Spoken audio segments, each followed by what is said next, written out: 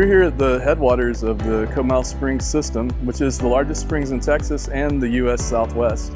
I'm a hydrogeologist, which means that I focus on the aquifer and groundwater, and I also work with a lot of biological species that live within the aquifer. This is where all the water from this area, the Edwards, comes up to the surface and bubbles up in not just one spring, but hundreds and hundreds of springs that are spread all the way out from this site here, all the way through Landa Park, which you might have played in at some point. The springs are formed along a fault line, which runs from San Antonio up through New Braunfels towards San Marcos.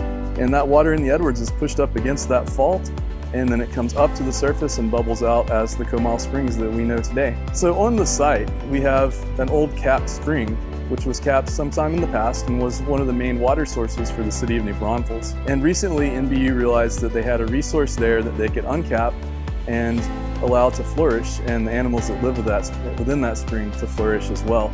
So they decided to take off a third of the spring cap, which opened it up to the outside world, and provided an avenue for leaves and other matter to fall into the spring and provide nutrients and food to the endangered species that live within it.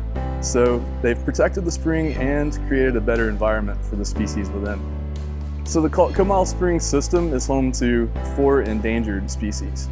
3 invertebrates, the Comal Springs amphipod, the Peck's Cave amphipod, and the Comal Springs dialpid beetle. And the fish is the fountain darter, which are found around the springs and the root systems that go down into the springs. NBU is taking a site that's not natural and has been heavily impacted by man and returning it to a more natural state so that the environment can function as normal. And that's going to lead to a great positive impact to the endangered species and to the water quality in Comal Springs itself. And it can serve as a model for others who want to take a previously impacted site and turn it into a net benefit for an ecosystem and the species within it.